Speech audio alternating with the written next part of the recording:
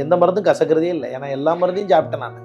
அம்மா தோல்ல சாஞ்சு தேம்பி நான் அழுதது எனக்கு இன்னும் என் வாழ்க்கையில் ஆறாத ரணம் வந்து இந்த எக்ஸ்கர்ஷன் தான். உங்கள் கண்ணாடியில் உங்களை பார்க்க முடியாது. I don't think the mirror shows you.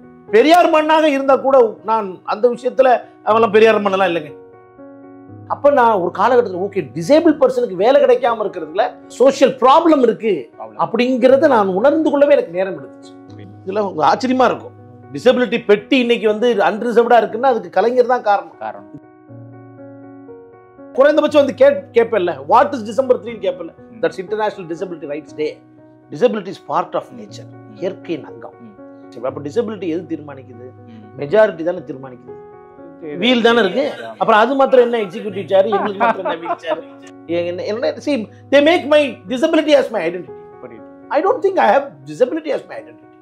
டிசபிலிட்டியை பொறுத்த வரைக்கும் to go a long way.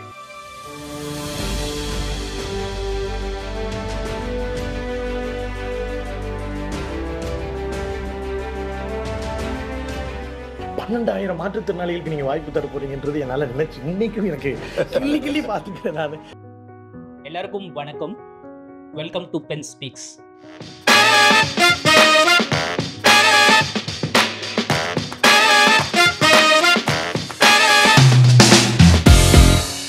இன்னைக்கு நம்ம சந்திக்க போற பேரறிஞர், பெரும் சிந்தனையாளர், முக்கியமாக மாற்றுத்திறனாளிகளுக்கான ஒரு பெரும் முயற்சியிலும் பெரும் குரலாகவும் பெரும் எழுச்சியாகவும் களத்தில் போராளியாகவும் முதலமைச்சர் வந்து ஒரு பிரதிநிதித்துவம் கொடுக்கும் போது அதுக்கான ஒரு வாழ்த்துறை சொல்லும் நபராகவும் தமிழகத்தில் எல்லா இடத்திலும் இருந்து இருக்கிற பிரதிநிதிகள் எல்லாருமே பேசக்கூடிய ஒரு நபராகவும் பார்க்கக்கூடிய நபராகவும் இருக்கக்கூடியவர் தான் நம்மளுடைய பேராசிரியர் தீபக்நாதன்.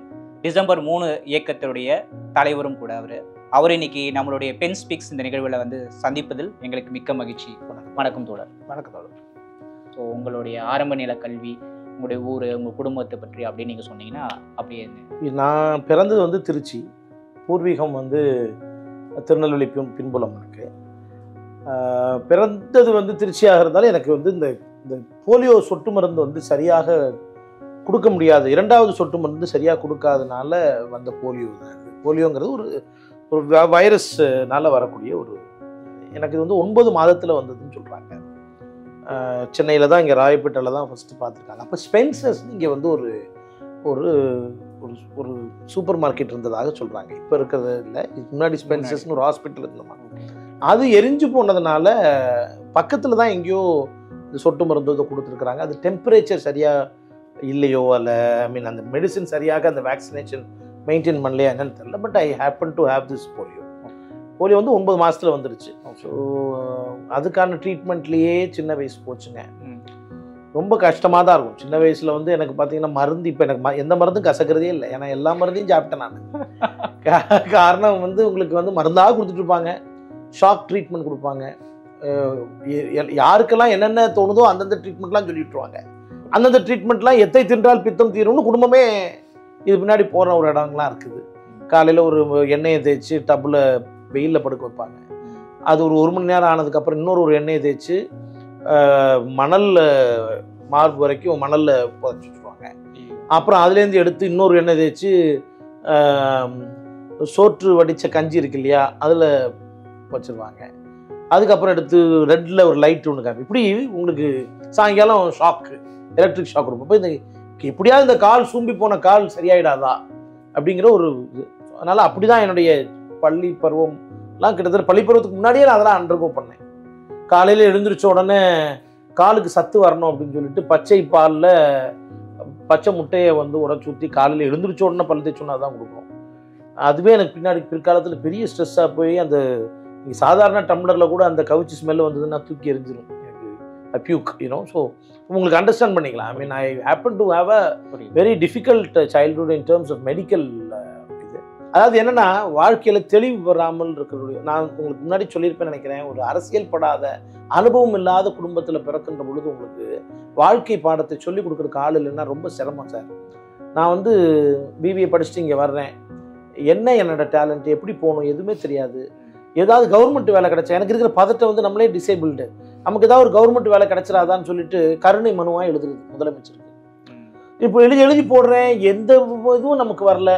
அப்புறம் எங்கள் குடும்பத்தில் இங்கே பார்த்தீங்களா ஜெயலலிதா அம்மா வந்து ஒருத்தவங்களுக்கு வேலை கொடுத்துருக்காங்க, நீ போய் போன அப்படின்னும் போது ஏகப்பட்ட பேர் கியூவில் நிற்பாங்க. அப்போ செக்ரட்டேரியட்டில் நான் அப்படி போய் நின்று பல நாட்கள் நின்று அவங்க திருப்பி ஜெயிச்சு வரும்போதெல்லாம் ஒரு நாள் காலையில் 6 மணிக்கே கிளம்பி போய் நைட்டு 8 மணி வரைக்கும் பார்க்க முடியாமல் இப்படிலாம் கஷ்டப்பட்டு அப்புறம் தான் ஒரு தெளிவு வருது, நமக்கு இதெல்லாம் சரிப்படாது, நம்மளே படித்து நம்மளே ஏறாத கோயில் கிடையாது. ஒரு விதமான ஒரு முரட்டுத்தனமான பக்தி, நான் உனக்கு இதை செய்கிறேன் ஆண்டவன் ஐயப்பன் வந்து எனக்கு செஞ்சிடக்கூடாதா, ஐயப்பன் எனக்கு கவர்மெண்ட் வேலை கொடுத்துடணும். தந்தை பெரியாரை நாங்கள் ஏற்றுக்கொண்டதோ பெரியாரினுடைய வழிக்கு வருவதோ என்பதோ அதுக்கு முன்னாடி ஒரு சாதாரண குடும்பத்தில் விவரம் பத்தாத குடும்பத்தில் பிறந்த நாள் லெஃப்ட் ரைட் சென்டர்னு அடி வாங்கி அப்புறம் ஆமாம் என் மீது நீங்கள் இதெல்லாம் ஏன் நான் இந்த பெண்ணில் சொல்லணும் அப்படின்னா, இதை பார்க்குற 2-3 மாற்றுத்திறனாளிகளுக்கு யாரும் உடனே ஃபேன்சியெல்லாம் யாரும் ஆக்டிவிஸ்டாக இருக்கல, யாரும் ஃபேன்சியாக லீடர்ஸ் ஆகிறது கிடையாது. A genuine interest on the society doesn't come from a fancy inspiration. No, அது தவறுங்க. நம்ம எவ்வளோ கஷ்டம், எப்படி இந்த உலகம் நம்மளை புரிய வச்சிரும் நான் சொல்றேன். மேக் யூ ஃபீல் கில்ட்னு ஒரு வார்த்தை சொல்லுவாங்க. நான் படிக்கும் பொழுது ஒருவேளை நான் தான் சரியா படிக்கல, இங்கே மெட்ராஸில் வந்து வேலை கிடைக்கலன்றது அப்படின்னு நானே நம்பினேன். I was wrong. நீங்க I am okay you are not ஓகேன்னு ஒன்று படிச்சிருப்பீங்க தெரியுமா, ஒரு விண்டோ, ஜோ ஹாரிஸ் விண்டோ படிச்சிருப்பீங்களா, அது மாதிரி I am not okay they are okay அப்படின்ற மாதிரி. அப்போ நான் ஒரு காலகட்டத்தில் ஓகே டிசேபிள் பர்சனுக்கு வேலை கிடைக்காம இருக்கிறதுல ஒரு சோஷியல் ப்ராப்ளம் இருக்கு அப்படிங்கிறத நான் உணர்ந்து கொள்ளவே எனக்கு நேரம் எடுத்துச்சு. ஸோ அதுக்கப்புறம் நான் இங்கே விஆர்சின்னு ஒரு இடம் இருக்கு, ஒகேஷனல் ரீஹாபிலிட்டேஷன் சென்டர், அந்த இடத்துல வந்து படிக்கும் பொழுது தான் எம்எஸ்டபிள்யூலேருந்து 2 பேர் வர்றாங்க. அவங்களுக்கு நான் கேஸ் ஒர்க், எம்எஸ்டபிள்யூ படிக்கும் பொழுது அது சோசியல் கேஸ் ஒர்க்னு சப்ஜெக்ட் வரும். அதுல ஒரு எந்த என்ஜிஓக்கு வேலை போய் பார்த்தா அங்க இருக்கிற 2 பேரை பிடிச்சி அவன் வாழ்க்கையில நீ கவுன்சிலிங் கொடுத்து என்ன ஆக்குன அப்படிங்கறத எழுதணும். அவங்க ஒரு குரூப் ஒர்க் பண்ணணும். அந்த சோசியல் ஒர்க்கை நான் ஒரு கேஸ், அந்த 3 பேருக்கும் ஒரே கேஸ், 3 காலேஜ்ல இருந்து வந்தவங்களுக்கும் அப்படி நான் கேஸா இருந்தேன். சரி நான் ஒரு கேஸ் ஆக, பட் என்னவோ எனக்கு அவங்களுக்கு சொன்னதெல்லாம் சிலது பிடிச்சது. அப்படிதான் நான் வந்து உதயா மகாதேவன் ஒரு பேராசிரியரை போய் பார்க்க போய் லோயலா காலேஜில் அவங்க வந்து இந்த பையனுக்கு கொஞ்சம் டேலண்ட் இருக்குங்கிறத புரிஞ்சுக்கிட்டு நான் அப்போ எனக்கு ஒரு பிடித்தம் என்னன்னா, எங்கள் அம்மாவுக்கு தான் தேங்க்ஸ் டு நான் வந்து எங்கள் அப்பாவை நான் சொல்கிற அளவுக்கு எங்கள் அம்மாவை நான் சொல்லாமல் போயிட்டேன். அம்மா வந்து she was an inspiration to me in a sense like enabler. அவங்க எனக்கு புக்கு கையில் கொடுத்துருவாங்க. எனக்கு ஜென்ரல் நாலேஜ் ரொம்ப பிடிக்கும். ஆனால் எனக்கு ஒரு நல்ல விஷயம் என்னன்னா, வெளி உலகத்தின் மீது ஒரு தொடர் பார்வை இருந்து கொண்டே இருந்தது. அந்த பார்வையின் நிமித்தம் வந்து எம்எஸ்டபிள்யூவில் இங்கே நான் விஆர்சியில் படிக்கும் பொழுது அங்கே எல்லாரும் 8th ஃபெயில் பசங்க எல்லாம், அவங்களோட எனக்கு செட் ஆகலை. ஆஸ்பிரேஷன் தேடல் இருந்துகிட்டே இருந்தது. நான் மேலே ஏன் இந்த தேடல் வந்ததுங்கிறத நான் சொல்ல விரும்புன்னு நினைக்கிறேன். தேடல் வந்து நான் சொல்ல இல்லையா, வீடுகளுக்குள்ளார எனக்கு மரியாதை கிடையாது, என்னை இக்னோர் பண்ணுவாங்க எல்லாம் சொல்றேன். அந்த இக்னோரேஷன் நம்ம இன்னைக்கு பவர்லெஸ்ஸாக நினைக்கிறோம்ல, நாம ஒரு காலத்துல நல்லது செய்து ஒரு பவர்ஃபுல்லான ஒரு பர்சனா நம்ம வருவோம், அன்றைக்கு இந்த உலகம் நம்மளை திரும்பி பார்க்கும் அப்படி அந்த வெறி வந்து சின்ன வயசுல ஒரு பெரிய இவ்வளவு சங்கடங்களுக்கு நடுவில் அந்த தேடலுக்கான உரம் வந்து அந்த தாட் பேட்டர்ன்ல இருந்து வந்துச்சு. அப்புறம் தான் நான் வந்து எம்எஸ்டபிள்யூ சேர்ந்தது. Then life took off. அப்புறம் MSW I was a gold medallist ஆக்சுவலாக. அது முடிச்சு வெளில வரும்பொழுது அது எனக்கு ரொம்ப பிடிச்சிருந்தது. நான் ஒரு இடத்துல வேலை பார்த்தேன். அந்த சீஃப் டாக்டருக்கு அது நான் 7 days கிளினிக் போவேன். 7 days at a stretch, not even Sunday I took off. வெறித்தனமாக வேலை பார்த்தேன். அவருக்கு சீஃபுக்கு ரொம்ப பிடிச்சி போய் என்ன then he said why don't you go and study in abroad னு கேட்டார். அப்படி தான் எனக்கு வந்து கிங்ஸ் காலேஜ் லண்டனில் I got a scholarship 2004. I think I was the first disabled person to go cross the border and study psychiatric epidemiology. நான் படித்தது super speciality. King's காலேஜில் இன்ஸ்டியூட் ஆஃப் சைக்காட்ரி அட் மாட்ஸ்லேன்னு ஒரு சப்ஜெக்ட் ஏரியா, அது it's called the Mecca for psychiatry, சைக்காட்ரியுடைய மெக்கான்னு சொல்லுவாங்க. அங்கே நான் ப்ரொஃபஸர் மார்டின் பிரின்ஸ் அப்படின்ட்டு டிமென்ஷியாவில் பெரிய ஒரு ஆள். நான் வந்து எப்படி ஃபிட்ஸ் வருது பாருங்க, அந்த ஃபிட்ஸ் வர்றவங்களுடைய டிசபிலிட்டி பற்றி படிக்கணும்னு சொல்லி போனேன். London school of hygiene and tropical மெடிசன்லையும் படித்தேன். I studied international mental health அங்கே London school of hygiene and tropical மெடிசனில். தட்ஸ் ஹவ் ஐ மீன் அதுக்கப்புறம் இங்கே வந்த பிறகு I was working for the VHS hospital. ஆனால் நான் சொன்னேன் இல்லையா, எனக்கு ஒரு தேடல் இருந்துகிட்டே இருந்தது. ஸோ மெடிசனில் இருந்து எனக்கு பெரிய இவ்வளோதான் தெரிஞ்ச பிறகு எனக்கு நாட்டம் போயிடுச்சு. And that's not my cup of டீன்னு நான் புரிஞ்சுக்கிட்டேன். லா ரொம்ப பிடிக்கும். ஸோ எப்படி வந்து நம்ம பொது வாழ்க்கைக்கு வர்றது, பொது வாழ்க்கையில் எல்லாரும் நமக்கு என்ன பிம்பம் கட்டமைக்கப்பட்டது, காசு இருந்தால்தான் பொது வாழ்க்கை சாத்தியமாகும், மசில் பவர் இருந்தால் தான் பொது வாழ்க்கை சாத்தியமாகுங்கிற ஒரு தவறை எனக்கு வழிகாட்டுறதுக்காக. See, now I understand how important it is to have a mentor. நான் அதனால தான் எனக்கு நல்ல தந்தை அமையிலேயே, அவை முந்தி இருப்ப செயல் தந்தை கடன் சொல்லுவாங்களே, ஒரு நல்ல மென்டர் நமக்கு கிடைக்காம போயிட்டாங்களேங்கிற வேதனை எனக்கு அதுலேருந்து தான் வரும். But I mean life did give me that certain opportunities. VOC கல்லூரியில் 2 பேராசிரியர்கள் ரொம்ப அற்புதமாக கிடைச்சாங்க நமக்கு. 2 பேராசிரியர்கள். பேராசிரியர் அருள்குமார், அவர் வந்து ஜிட்டு கிருஷ்ணமூர்த்தியுடைய ரேஷனலிஸ்ட், அவர் ஒரு மாதிரி ரேஷனலிசம் பேசுவார். ஜிட்டு கிருஷ்ணமூர்த்தி அவருக்கு எனக்கு ரொம்ப இன்ஸ்பிரேஷன். அவர் ஜிட்டு ஜேகே பற்றி நிறைய பேசுவார். 2வது நீங்கள் உங்களுக்கெல்லாம் ஆச்சரியமாக இருக்கும், எனக்கு பேராசிரியர் சிவசுப்பிரமணியன், அவரோட தோ பரமசிவம், அவருடைய வழித்தோன்றல வானமாமலை, இல்லை இன்னைக்கு இருக்கக்கூடிய நாட்டார் வழக்காட்சியில் ரொம்ப அற்புதமான ஆளுமைன்னா சிவசுடைய புக்கு நீங்கள் பார்க்கலாம். இங்கே பாரதி புத்தகாலயத்தில் நிறைய பார்க்கலாம். பிள்ளையார் அரசியல், சமபந்தி அரசியல், இந்த மாதிரியான சில புத்தகங்கள் படித்தோன்னு கப்புன்னு பற்றிக்கிச்சு. நம்ம ஏரியாவாக இருக்குது. அதில் எனக்கு மார்க்ஸ் பற்றின ஒரு எஸ்எஃப்ஐ என்னையை டச் பண்ணலை, டைஃபி டச் பண்ணல. ஒருவேளை டச் பண்ணி தான் நம்ம ஃபுல் டைமராக இருந்திருக்கணும் என்னவோ. ஆனால் அவர் எழுதிய அந்த புத்தகங்கள் சின்ன சின்ன புத்தகங்கள் தான். சமபந்தி அரசியல், பிள்ளையார் அரசியல், அதெல்லாம் எனக்கு ரொம்ப பிடித்த புத்தகங்கள். பிள்ளையார் பால் குடிச்சது உங்களுக்கு தெரியாது. பிள்ளையார் பால் குடிச்சு ஒரு நாள் ஃபுல்லா பாம்பேல பால் குடிச்சாரு, அதை வச்சு ஒரு புக் எழுதிதான். அந்த மாதிரி அவருடைய அதை டீகம்போசிங் அந்த மாதிரி அதெல்லாம் நல்லா இருந்துச்சு. எப்படி சமூகம் அழுகி இருக்குங்கிறத எடுத்து எழுதினார் அந்த புக்கில்.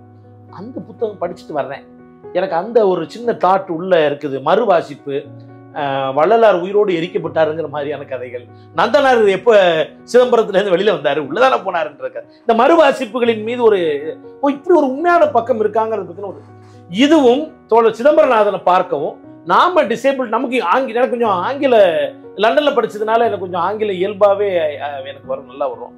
அதனால் அவங்களுக்கு ஆங்கிலத்துக்கான தேவை இருக்குது அட்வொகேட் பண்ணுறதுக்கு.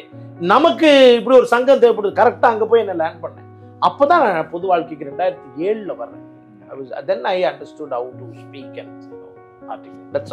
That's the journey of my childhood. But I never had a positive and happy childhood. But anyway, I don't have any remorse for that.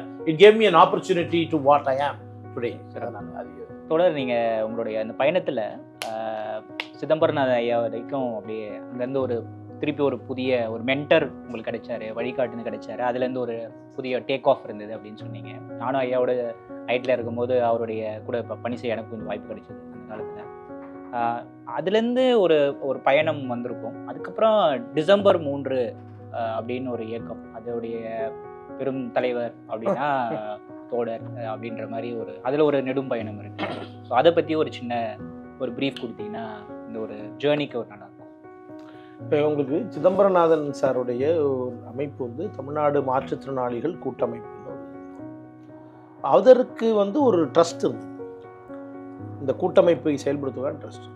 அதோடு நாங்கள் போராட்டங்கள்லாம் பண்ணி ஒரே நாளில் முதல்வரை சந்தித்து 9 அரசு உத்தரவு டாக்டர் கலைஞர் அவர்கள்டேருந்து வாங்க, அதுக்கெல்லாம் ரொம்ப இதாக இருந்தது.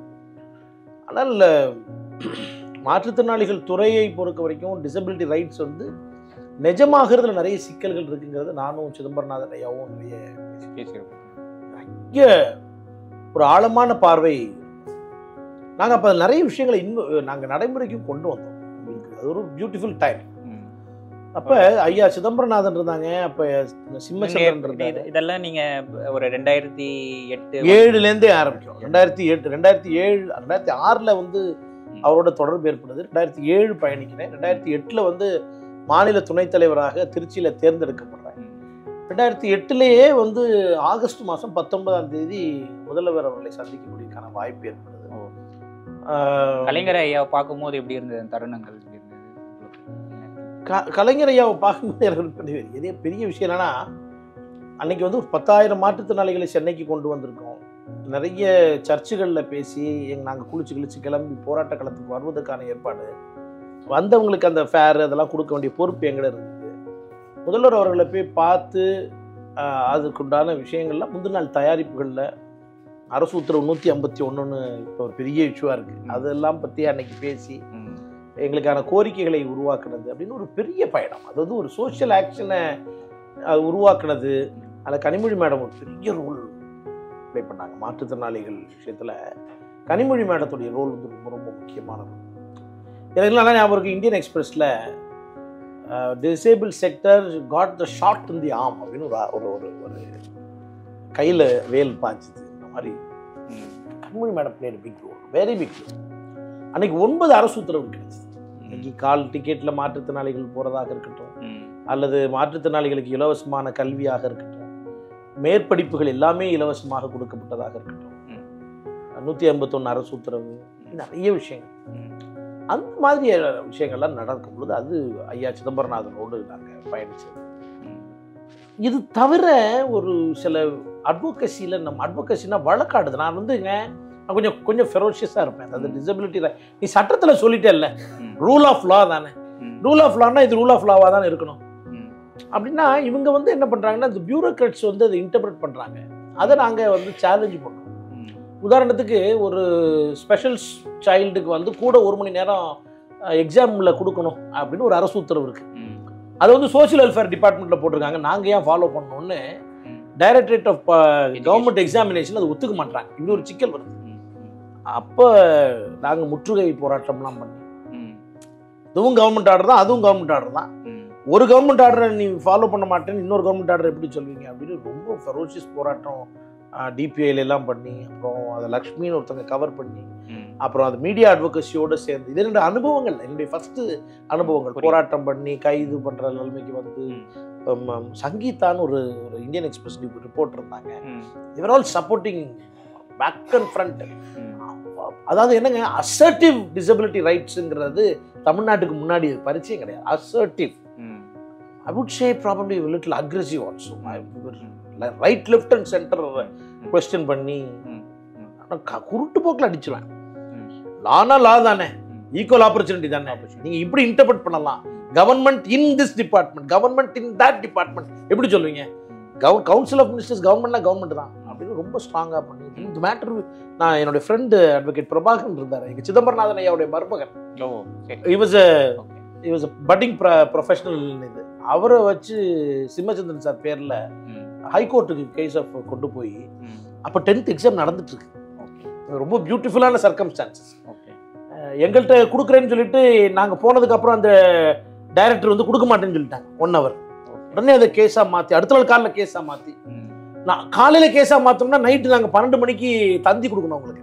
ஏன்னா கோர்ட்டுக்கு நீங்கள் லாஸ்ட் ரிசார்ட்டாக தானே வர முடியும். கரெக்ட். ஆனால் நைட்டு போய் பார்த்து, எனக்கு எத்திராஜ் காலேஜ் பக்கத்தில் இருக்கக்கூடிய போஸ்ட் ஆஃபீஸில் நைட்டு 12 மணிக்கு நாங்கள் ஒரு பெரிய விஷயத்தை தந்தியாக கொடுத்தோம். அதெல்லாம் பண்ணி போராட்டம் அடுத்த நாள் காலையில் கோர்ட்டுக்கு போய், கோர்ட்டில் காலையில் நாங்கள் சஞ்சய் இல்லை, நல்ல Gopal Krishna Gokhale, justice Gokhale, yes correct, justice கோகேல்னு ஒருத்தர் இருந்தார், சுப்ரீம் கோர்ட்டுக்கும் போனார். அவருடைய ப்ரொஃபஸர் பிளைண்டாக இருந்திருக்காரு. அவர்கிட்ட காலைல மென்ஷன் பண்ணோன்னே லிஸ்ட் கேஸ்ன்னு சொல்லி நாங்கள் மத்தியானமே பண்ணி, அந்த அம்மா எந்த அம்மா எங்களுக்கு அந்த டிசேபிள் பீப்புளுக்கு எக்ஸ்ட்ரா 1 hour தரமாட்டேன்னு சொன்னாங்களோ அவங்கள வர வச்சு என்ன இப்படி பண்ணுறேன்னு அவர் கேள்வி கேட்டு உடனே அன்னைக்கு 1 hour ஆர்டர் வாங்க. இது எதுக்கு உங்ககிட்ட நான் இவ்வளோ ஆழமாக சொல்கிறேன்னா, போராட்டம் அம்பேத்கர் சொல்வார், பேசப்படாத அல்லது வாய்ஸஸ் எழுப்பாத சட்டங்கள் நடைமுறைக்கு வருவதே இல்லைன்னு. புரியுது. அப்படி நாங்கள் போராட்டம் பண்ணோம். உங்களுக்கு தெரியாது, மாற்றுத்திறனாளிகளுக்கான பெட்டி ஒன்று உண்டு ரயில்வேல, கேள்விப்பட்டிருக்கீங்களான்னு தெரியல.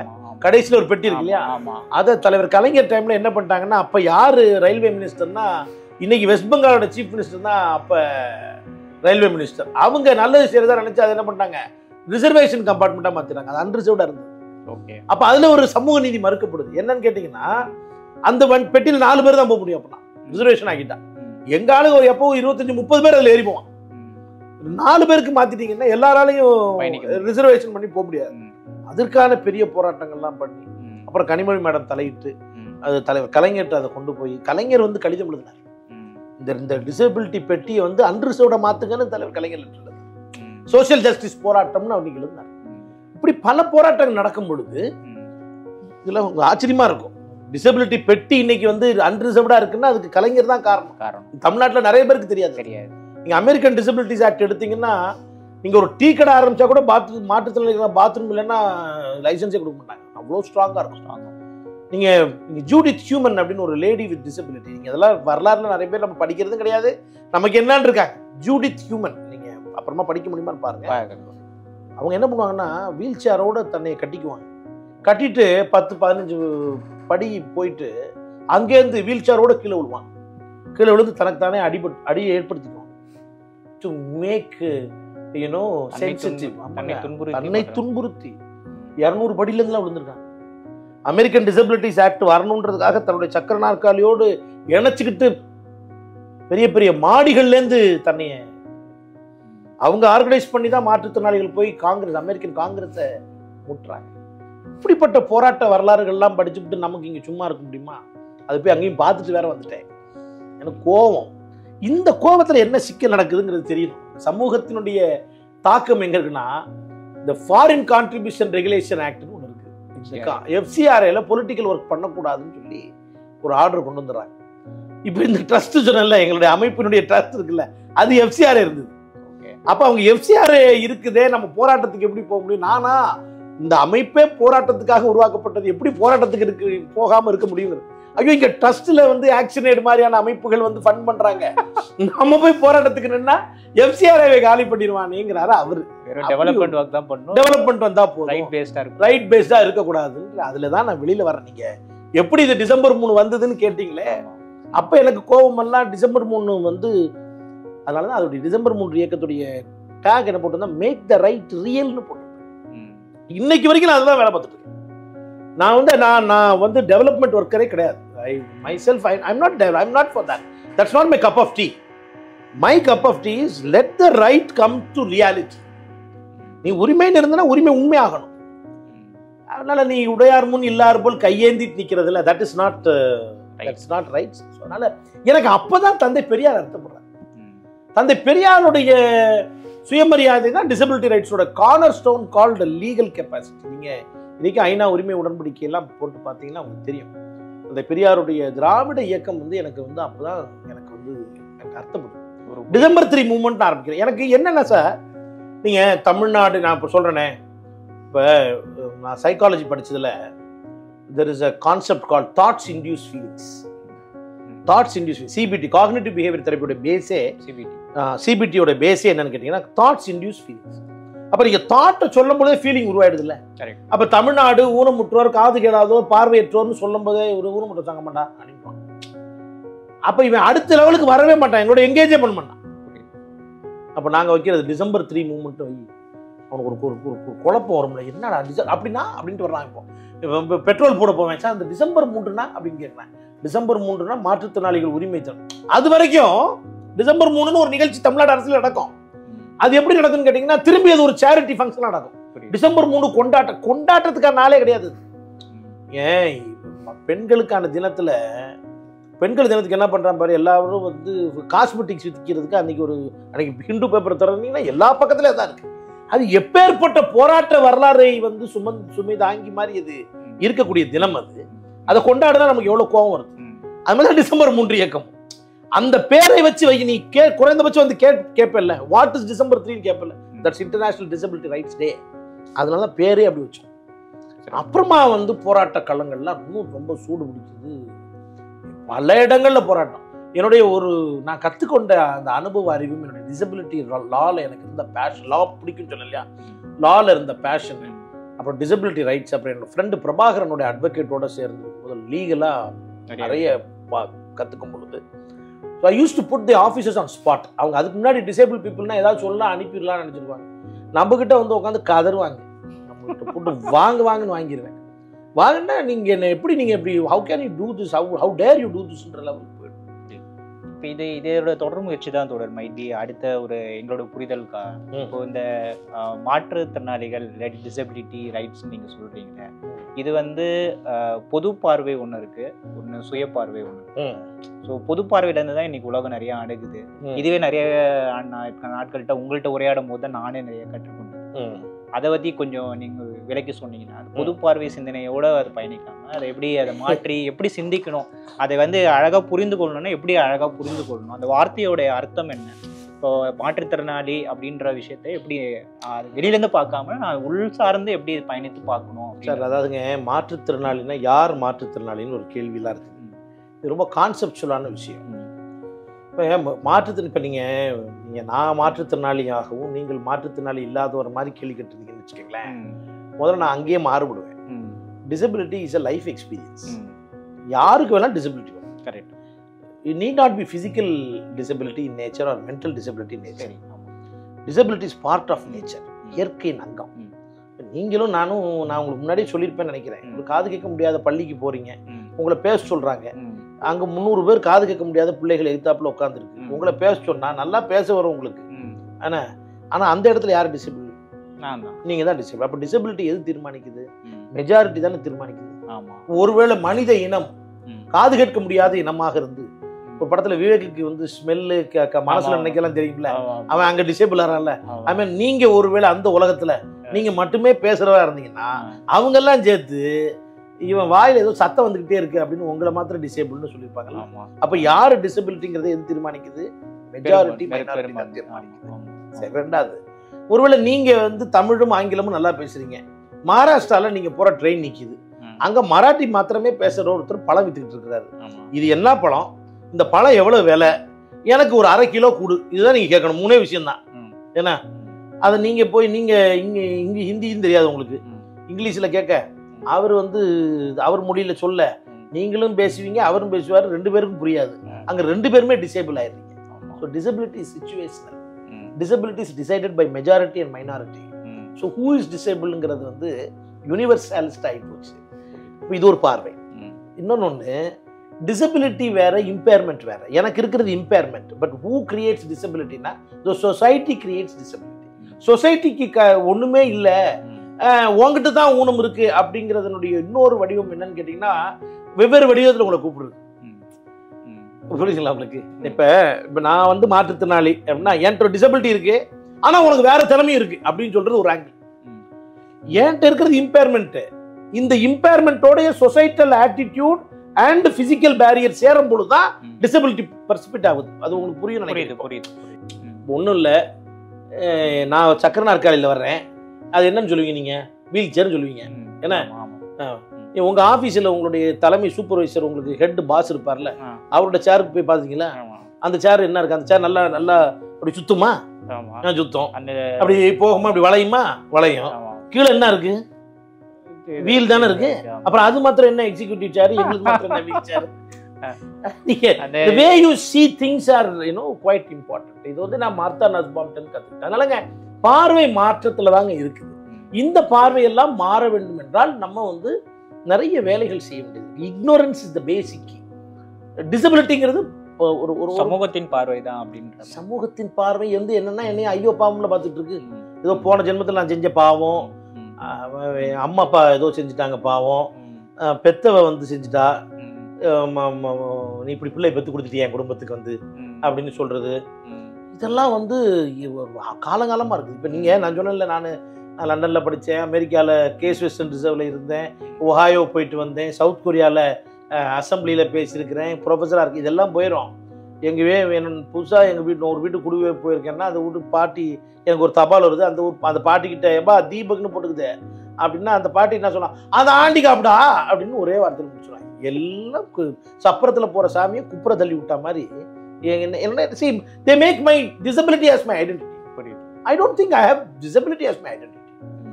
And of course இந்த crutches எடுக்க மாட்டேன்னு சொன்னா நான் பொது வாழ்க்கைக்கு நான் என்ன யாரு அப்படின்னு காமிக்க விரும்புறேன். But I'm a personங்க. I'm a persona, person தான் first. My personality is important. My value systems are important. So you cannot really term somebody as disabled and therefore the disability becomes his identity. இல்லைங்க.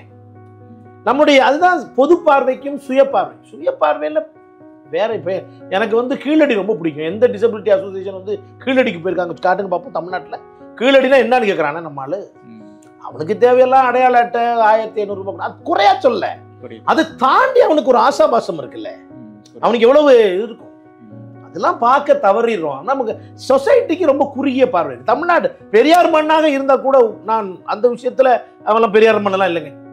டிசபிலிட்டியை பொறுத்த வரைக்கும் long way. ஆனா ஒரு விஷயம் இருக்கு, அவர்களால் முடியுங்கிற நம்பக்கூடிய மண்ணா இருக்கு. மாற்றுத்திறனாளிகளுக்கு நம்ம செய்யணுங்கிற அந்த எண்ணம் ரொம்ப அற்புதமான எண்ணம். படிக்க வைக்கணும்னு நினைக்குது இந்த சமூகம். அதெல்லாம் என் தங்கச்சி நேற்று ரொம்ப அழகா எனக்கு சொன்னா, ரொம்ப சந்தோஷமா இருந்துச்சு எனக்கு. வீட்டுக்கு வந்திருந்தா என் தங்கச்சி சொல்றேன், நான் இப்போ பாக்குறேன் கணேஷ், நான் வந்து வீட்டில் என்ன கணேஷ்னு கூப்பிடுவாங்க, கணேஷ் நான் பாக்குறேன் எல்லா ஸ்கூல்லையும் இது நீங்க உங்களுக்கே ஒரு செய்திங்க. என் தங்கச்சி சொல்றா, எல்லா கிளாஸ்லேயும் டிசேபிள் சில்ட்ரன் இருக்காங்க. இவங்க திருவள்ளூரில் கவர்மெண்ட் ஸ்கூல்ஸ்லையும் சொல்லிட்டு அதை தங்க சொன்னான். அவங்க இப்போ டீச்சர்ஸ் எல்லாம் ரொம்ப கனிவாக இருக்கிறாங்க, யாரும் வெளில திருத்துறதில்ல அப்படின்னு ரொம்ப அவர் ரொம்ப ஸ்லாகிச்சு சொன்னான்.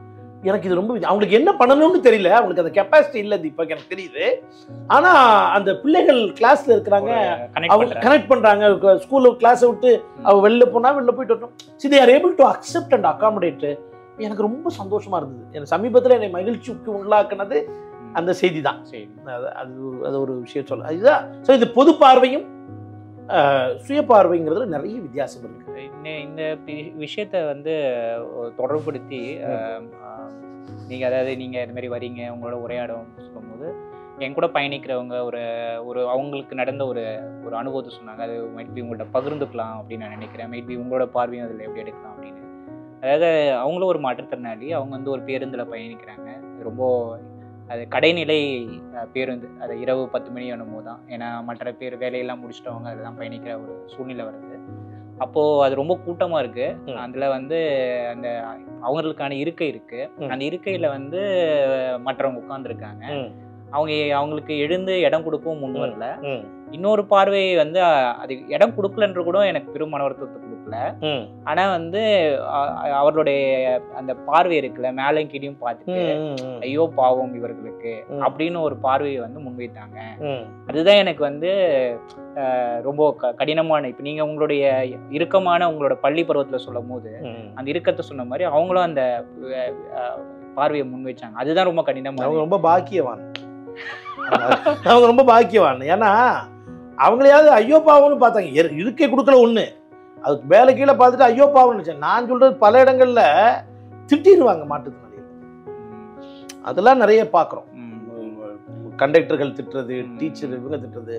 இன்னும் ரொம்ப மாற்றுத்திறனாளிகளுக்குன்னு இடம் போட்டிருப்பாங்க பாருங்க, அதுல இதயம் நல்லெண்ணெயை ஒட்டி வச்சிருப்பான். அட்வர்டைஸ்மெண்ட் இதயமே இல்லாம உட்காந்துருப்பான், ஆனா இதயம் நல்லெண்ணெய்னு போட்டு வச்சிருப்பான். இதெல்லாம் நாங்க நேரில் பார்க்குறோம். இதெல்லாம் பார்த்து ரொம்ப வருத்தப்பட்டிருக்கேன்.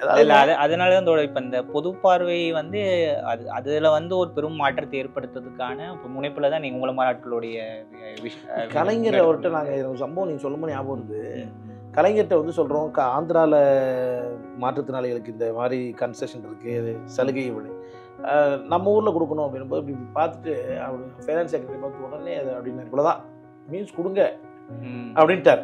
அப்புறம் அவரே ஒரு தீர்வு சொன்னார். அதான் கலைஞர் சொல்றது. உங்கள்கிட்ட பேசுக்காக சொல்ல நடந்த சம்பவத்தை சொல்றேன்.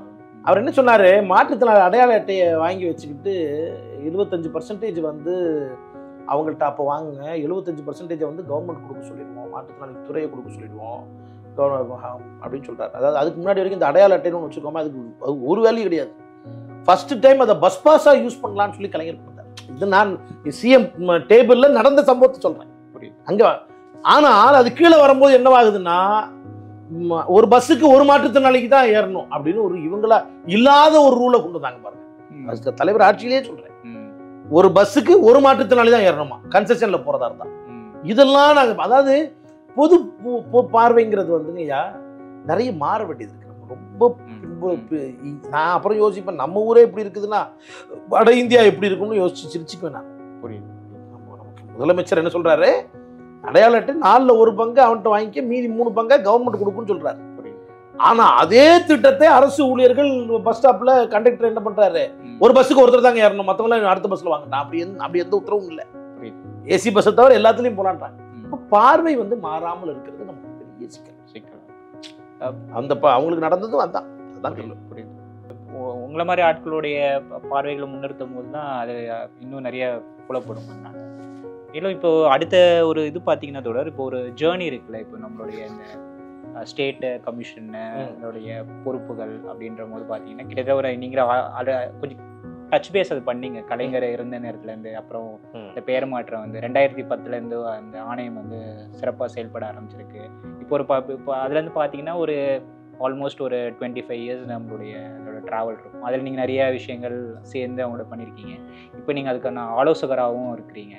ஸோ உங்களுடைய அந்த 25 வருட பயணங்களில் அதோடைய முனைப்பு அது வந்து உங்கள் இந்த மாற்றுத்திறனாளருடைய உரிமைகளை நிறையா முன்னிறுத்திருக்கீங்களா? எப்படி நீங்கள் அதை பார்க்குறீங்க? அதை எப்படி உங்களுக்கு சப்போர்ட் பண்ணியிருக்கா? What is your thought? எனக்குடைய தாட் வந்து என்னென்னா, நான் நான் ஒரே வார்த்தையில் இக்னோரன்ஸ் அப்படின்னு சொல்லிட்டேன்ல. இக்னோரன்ஸை உடைக்கணும் அப்படின்னா என்கேஜ்மெண்ட் தான் கீ. இக்னோரன்ஸ் வந்து டிசபிலிட்டிக்கான இதில் வந்து டிப்ளமசிலாம் நிறைய வேலை பார்த்துது, பியூரோக்ரஸி கொஞ்சம் வேலை பார்த்துது. அவங்க என்ன தரணும்னு நினைக்கிறாங்களோ அதுதான் தருவோங்கிற மாதிரி இருக்கிறது. சில ஒரு பக்கம் லால வந்து சொல்கிற விஷயங்களை நடைமுறைப்படுத்துறதுல இப்போ நீங்கள் டிசபிலிட்டி கமிஷனர்னு ஒரு போஸ்டிங் இருந்தது. அது வந்து மனித உரிமை ஆணையத்துக்கு ஈக்குவல் பவர் கொடுத்து வச்சிருந்த போஸ்டிங். ஆனால் நம்ம ஆண்டு காலமாக ஒரு ஐஏஎஸ் ஆஃபீஸர் ஒரு துறையினுடைய தலைவரையே டிசபிலிட்டி கமிஷனராகவும் ஆக்ட் பண்ண வச்சதுனால டிசபிலிட்டி ரைட்ஸ் நடைமுறைக்கு வராமலேயே பார்த்துக்கிட்டோம். நம்ம அந்த பெருமை தமிழ்நாட்டுக்கு தான் உண்டு. அதான் உண்மை. 1995 அந்த disability commissioner with all civil power, மனித உரிமை ஆணையத்துக்கு, பெண்கள் ஆணையத்துக்கு, SC ST ஆணையத்துக்கு என்ன பவர் இருக்கோ அது டிசபிலிட்டி கமிஷனருக்கு உண்டு. ஆனால் அது துறையினுடைய தலைவராக்கி அவர் எப்பயாவது ஒரு தடவை அக்கேஷனலா பண்றது வேலையை ஏடிஎம்கே கவர்மெண்ட் ரொம்ப பக்காவா பண்ணி வச்சு போயிட்டாங்க. அதனுடைய விளைவு என்ன நடந்ததுன்னு கேட்டீங்கன்னா டிசபிலிட்டி ஆக்ட் வந்து நடைமுறைக்கு வராமலே போயிடுச்சு. ரொம்ப சிரமப்பட்டு இன்ச்சா கொண்டு வர வேண்டியதாக போயிடுச்சு. இப்போ வந்து நம்ம என்ன பண்ணியிருக்கோம்னா 2016 சட்டம் வந்த போதும் அதிமுக ஆட்சியில் 2018 என்ன பண்ணிட்டாங்கன்னா திருப்பி அதே மாதிரி மாற்றுத்திறனாளிகள் சட்டத்தில் 79வது பிரிவில் மாற்றுத்திறனாளிகளின் ஆணையர்னு ஒரு போஸ்டிங் உண்டு. சட்டத்தில் அது ஒன்று தான் இருக்குது. ஆனால் நம்ம தமிழ்நாட்டில் துறைக்கான ஆணையரை வச்சுருக்கோம். அப்போ அவங்களுக்கு வந்து வெல்ஃபேர் கமிஷனர் ஆகும், இவங்களை மாற்றுத்திறனாளிகள் ஆணையர் அப்படின்னு 2 போஸ்டிங் கொடுத்து 2ஐயும் ஒன்றாக்கி ஒரு ஜிஓ போட்டு பழையபடி அப்படியே கொண்டு வந்துட்டாங்க. நம்ம ஆட்சியில் நம்ம ஐயா துணை முதலமைச்சர்கிட்ட நான் வந்து அதை ரொம்ப ஸ்ட்ராங்காக ரெப்ரசன்ட் பண்ணி அவர் சட்டமன்றத்தில் கமிஷனரே இந்த அத்தாரிட்டி அவங்க திட்டங்களை அமல்படுத்துகிறவராகவும் அவங்களே இருக்காங்க, உரிமைகளை மீட்கக்கூடிய ஆளாகவும் ஒரே ஆள் இருக்கும்போது மாற்றுத்திறனாளிகள் தயக்கம் அடைகிறாங்க. அப்படி இருக்கக்கூடாதுன்னு சொல்லி நம்ம இது பண்ணி இறையன்பு சார்கிட்ட அதை பற்றி பேசி உச்சநீதிமன்ற வழக்கும் அது சம்பந்தமாக இருக்கும் பொழுது முதல் முறையாக 30 ஆண்டுகளில் நீங்கள் வந்து உரிமைகள் சொல்லும் பொழுது கார்னர்ஸ்டோன் ப்ராப்ளம் என்னன்னா இந்த டிசபிலிட்டி கமிஷன் நடைமுறைக்கு வராமல் இருந்துச்சு. அதை இந்த ஆட்சி, அதாவது தளபதி அவர்களுடைய ஆட்சியில அதை நடைமுறைப்படுத்தி இந்த கமிஷனை 2ஆ பிரிச்சுட்டாங்க. மாற்றுத்திறனாளிகள் துறையினுடைய தலைவர் வெல்ஃபேர் வேற, திட்டங்களை அமல்படுத்துறது வேற, உரிமைகளை பார்க்குறவங்க வேற அப்படின்னு 2 கமிஷனராக கொண்டு வந்துட்டாங்க. இப்போ ஆனால் 2 பேரும் ஒரே ஆஃபீஸில் உட்காடுறாங்க. இனி அடுத்தடுத்து அது கூட 5 ஆலோசகர்கள் போடப்பட்டிருக்காங்க, அதில் நானும் ஒருத்தர். இப்போ வந்து முதல் முறையாக நான் if all cos well circuit court அப்படின்னு சொல்லிட்டு வர்ற மே மாதம் 29ஆம் தேதி ஆணையர் வந்து திருநெல்வேலியில் உட்கார்ந்து மாற்றுத்திறனாளிகளுக்கான அந்த கோர்ட்டை நடத்த போகிறாங்க. அங்கே இருக்கிறவங்களெல்லாம் வர வச்சு அவங்களோட உரிமைகள் பாதிக்கப்பட்டால் தென் அண்ட் தேர் விசாரித்து தீர்ப்பு கொடுக்கக்கூடிய கோர்ட்டை இப்போ அங்கே போகும். இந்த ஆணையமே இப்போ அங்கே போய் ஒர்க் பண்ண போகிறாங்க. ஒரு 6-7 இடத்த கொண்டு வராங்க. ஸோ ஆணையம் நடைமுறைக்கு வந்துச்சுன்னா என்கேஜ்மெண்ட் கிடைக்கும். என்கேஜ்மெண்ட் அதிகமாக இருந்துச்சுன்னா பிரச்சனைகள், இந்த தரப்புடைய பிரச்சனை அந்த தரப்புக்கு தெரியும், அந்த தரப்புக்கான பிரச்சனை. ஓஏபியில் ஜிஓ நம்பர் 300 ஒன்று கொண்டு வந்தோம். நான் சொல்றது உங்களுக்கு புரியாது. பென்ஷன், மாற்றுத்திறனாளிகளுக்கான பென்ஷன் குறித்து நிறைய சிக்கல்கள் இருக்கும்போது அரசாங்கத்துக்கு அவங்களுக்கும் ஒரு சண்டை வர்ற மாதிரி இருக்கு. அப்போ அது வந்து மாறணும் அப்படின்னா என்கேஜ்மெண்ட் தான் முக்கியம். அந்த என்கேஜ்மெண்ட்ல இப்போ ஜிஓ நம்பர் 300ல எல்லா தாசில்தார் ஆர்டிஓக்கள் மாற்றுத்திறனாளிகள்கிட்ட பேச்சுவார்த்தை நடத்தணும், மாசத்துக்கு ஒரு மீட்டிங் போடணும் அப்படின்றது அரசு உத்தரவு நம்ம தான் கொண்டு வந்தோம். இதுதான் வந்து பரிணாமமாக மாற்றணும். So you sit to understand the disabled person. நீங்க நான் சொன்னேன்ல, நான் என்னைய புரிஞ்சுக்கிறதே எனக்கு கஷ்டமா இருந்ததுங்க. எனக்கு ஒரு சுய இது பச்சாதாபம் இருந்தது. ஒரு இது என்னன்னா மாற்றுத்திறனாளிகள் பிரச்சனை எவ்வளவு மேட்டர். அப்போ நீங்க உட்காந்து பேசலைன்னா வராது. நான் இப்பயும் வந்து மாற்றுத்திறனாளிகளுக்கான பிரதிநிதித்துவம்ன்றது நீங்க அரசியல் பிரதிநிதித்துவம்ன்ற ஒரு சின்ன ஆங்கிளுக்குள்ள அதை சுருக்கிட கூடாது. ஒரு out of sight is out of மைண்ட்னு ஆங்கிலத்தில் ஒரு கருத்து உண்டு. கண்ணில் பட்டாதான் சார் உங்களுக்கு பொம்மால இவர் ஒருத்தர் இருக்காருல, இவருக்கு தேவையில்லை செய்யணும்ல அப்படின்னு கண்ணில் படணும்.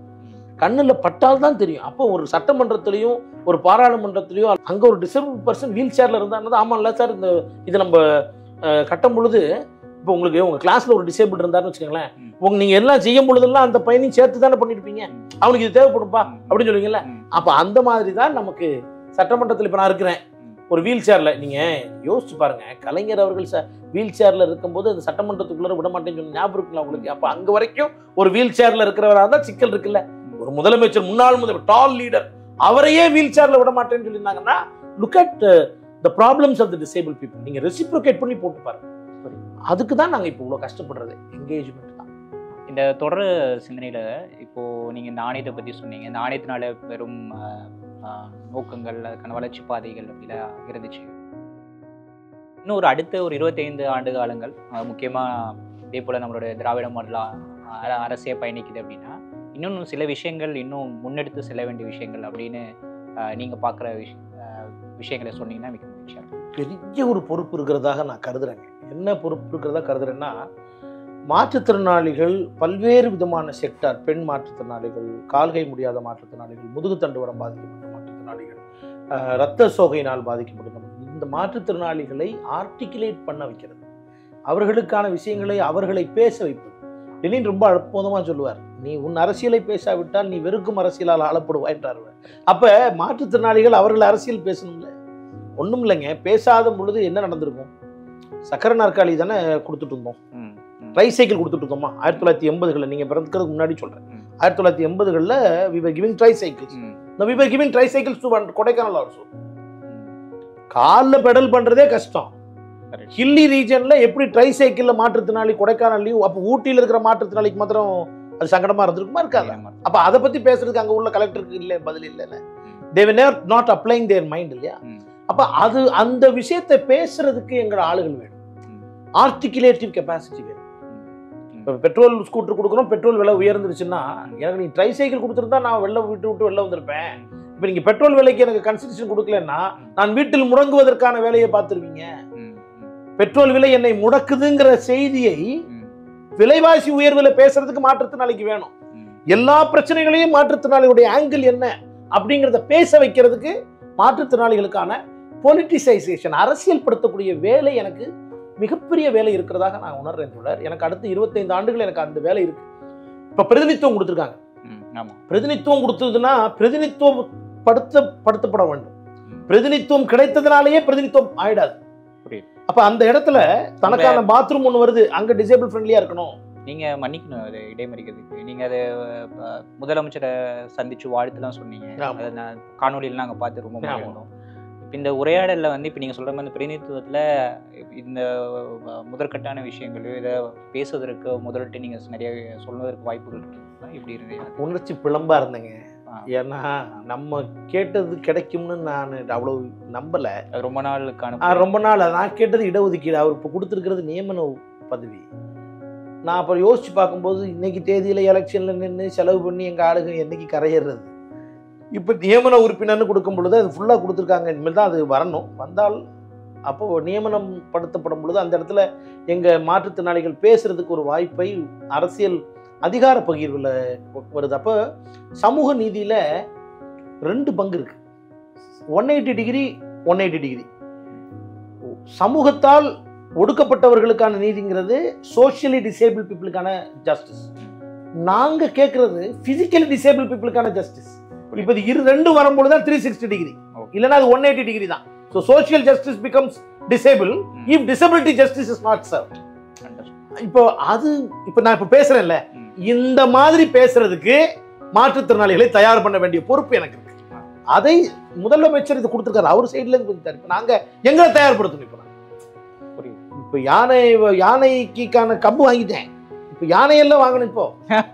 இப்போ யானையை வாங்குறதுக்கான வேலை என்ன? எங்க மக்களை நான் அரசியல்படுத்துவேன். சிறப்பு தோழர், உங்களுடைய சிந்தனைகளும் அதே போல இந்த தொடர் முயற்சியில் வந்து நிறைய பேருடைய நிறைய இளைஞர்கள் இன்னும் நிறைய பேருடைய சிந்தனைகளும் ஒத்து போய் இது இன்னும் பெரும் ஆளுமை மிக்க சிந்தனையாகவும், அதுவும் ஒரு நீங்கள் சொன்ன மாதிரி நம்ம ஆரம்பில் பேசின மாதிரி இது வந்து ஒரு பொது பார்வை சிந்தனை இல்லாமல் அது வந்து எல்லாரும் சுயமாக சிந்தித்து ஒரு விஷயத்தை முன்கூட்டி நீங்கள் சொன்ன மாதிரி அதனை நல்ல ஒரு கேப்சரிங் நோட் அது. ஸோ சோஷியல் ஜஸ்டிஸ், இந்த physical social disability, physical disability, so இந்த ஒரு கேப்சரிங் நோட்டில் வந்து நிறைய பேர் முன்னெடுக்கணும் அப்படின்றத இந்த பென் ஸ்பீக்ஸ் பார்க்குற பார்வையாளர்களும் நிறைய பேர் அதையும் ஒருங்கிணைத்து சிந்திப்பாங்கன்னு ஒரு முயற்சியோட நாங்களும் நம்புகிறோம். நாங்கள் கூப்பிட்ட அழைப்பை ஏற்றுக்கொண்டு இந்த பென் ஸ்பீக்ஸ்க்கு வந்து உங்களுடைய உரையாடலையும் உங்களை சிந்தனையும் முன்வைத்ததுக்கு நாங்கள் பென் ஸ்பீக்ஸ் சார்பாக உங்களுக்கு இதமான நன்றியை தெரிவித்துக் கொள்கிறோம்.